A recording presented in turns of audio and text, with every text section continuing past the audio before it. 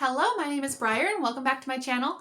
Today I wanted to share some of my ideas and my perspective on how we can better plan our time in order to meet that 50,000 word count for the month of November for our National Novel Writing Month.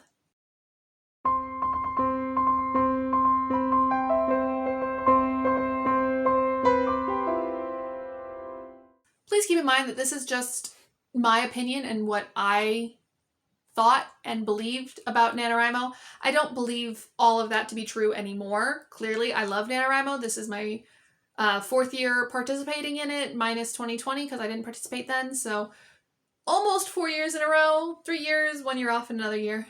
But I love NaNoWrimo. I love writing 50,000 words in the month of November. I love the community that's been built out of it. But there's some negative and toxic traits there too. And I want to talk about how time management is one of those toxic traits. Again, this is purely my point of view, my perspective. If you disagree, great. I hope we can have a discussion about it because I think that NaNoWrimo is a great thing and some of these toxic qualities are, maybe they're disappearing and I don't see it because I'm in a different part of the community now. I don't know. I don't know about you, but I can say that for me, it's variable. I can, on a good writing day, I can write that 1,667 words in an hour. I did that on November 1st, January 1st. But other days, it'll literally take me all day to write 1,000 words. And that's okay. Because writing is inconsistent.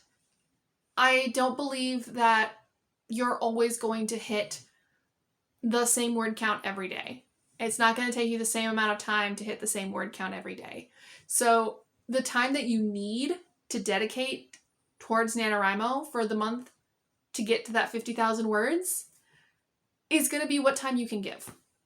There's not going to be a set number. There's not going to be a something or other to say like, okay, I can calculate and then this will tell me how much time I need to spend doing my writing in order to reach the 50,000 words because it's going to be variable.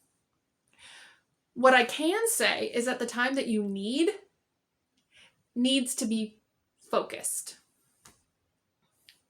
You need to have quality writing time.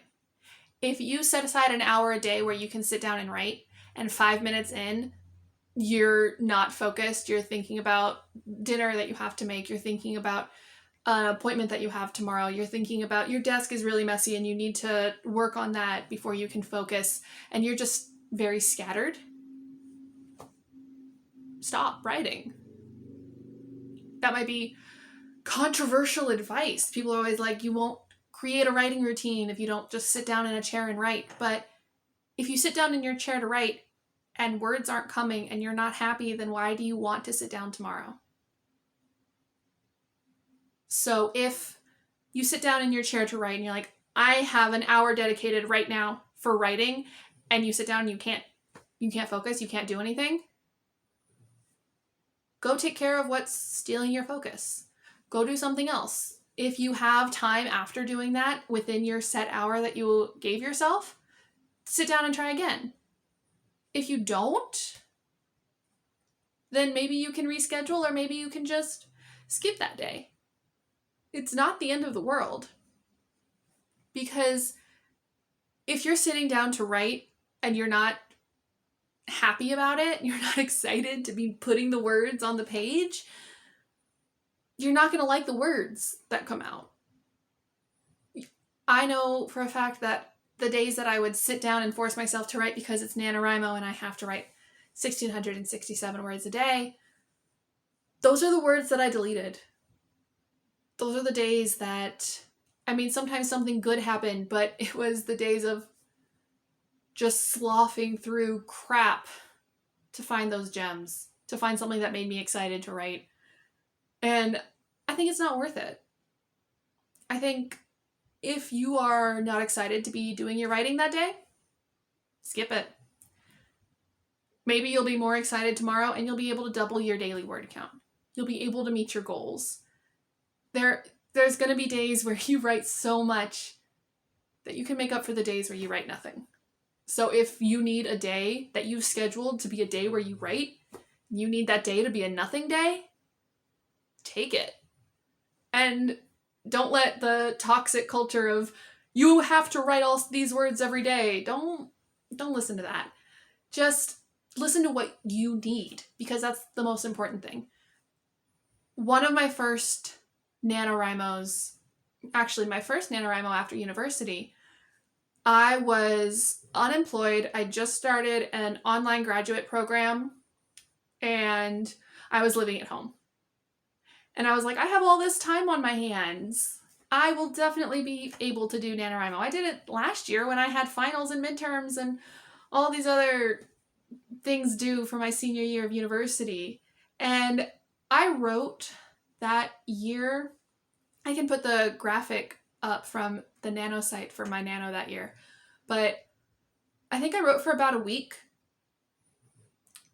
and realized that I hated everything that I was writing, that I didn't have the people around me that were supporting me. I didn't have the right idea for the story.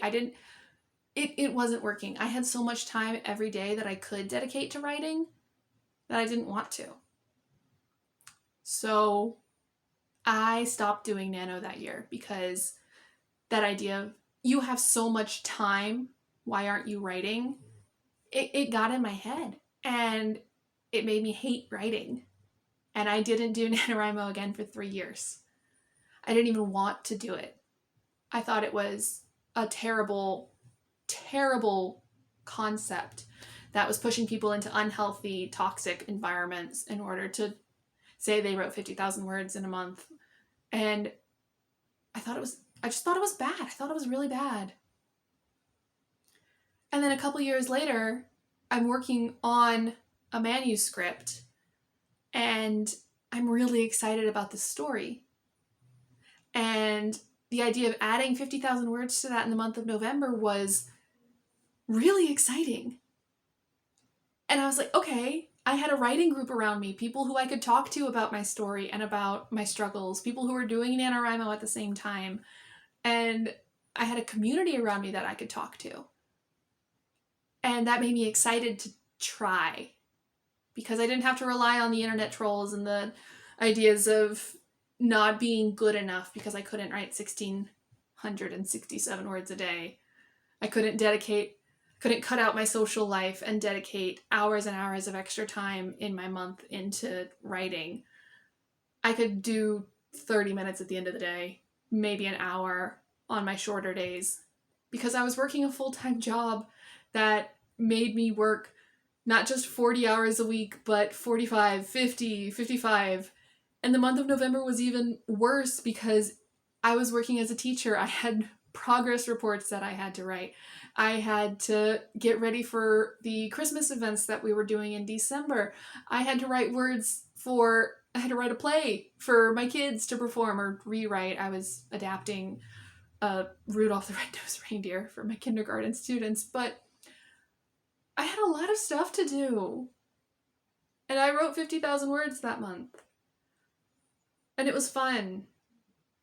So don't think that you need a certain amount of time to set aside to write. Don't think that what you have is not good enough to get 50,000 words. Because if you want to, I think you can. If you're excited about what you're writing, then you'll find time to write. And if you don't find the time, that's fine too. Take what time you have. You'll end November with more words than you started, whether you reach that 50,000 word mark or not. And I think that's really the most important part. So, how much time do you need to write 50,000 words in a month? I don't know. I've definitely done it with 19 days, I think. And then the other 11, I did absolutely no writing.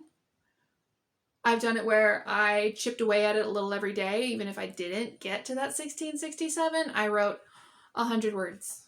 I think there was one day a couple years ago where I updated the Nano site that I had written 30 words. But it wasn't 0. And seeing that on my chart that I'd written a couple of words that day helped push me to write more the next. So whatever time you have, use it. And if you don't feel like writing that day, don't. Don't let the culture of write until you die and your fingers fall off. That's not the point. That's going to make you hate writing and then you're never going to do it again. So don't make my mistakes. Try write because you love it.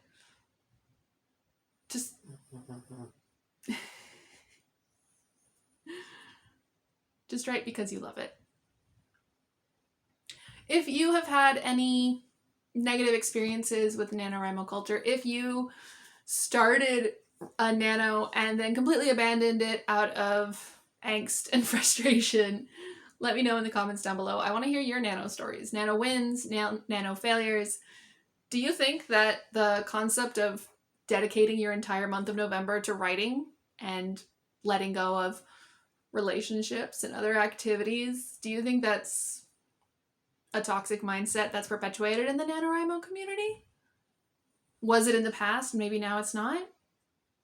I don't know. Give me your opinions in the comments down below, because time in NaNoWrimo is something that I struggled with for a really long time, for years, until I finally let it go.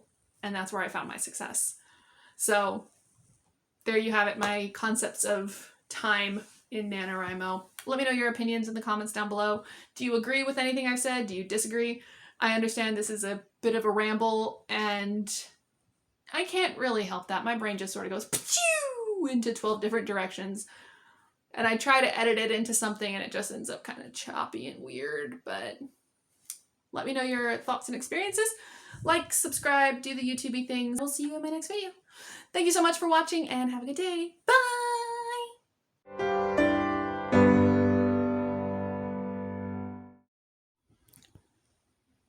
While I'm recording, if you hear snorting, there she be.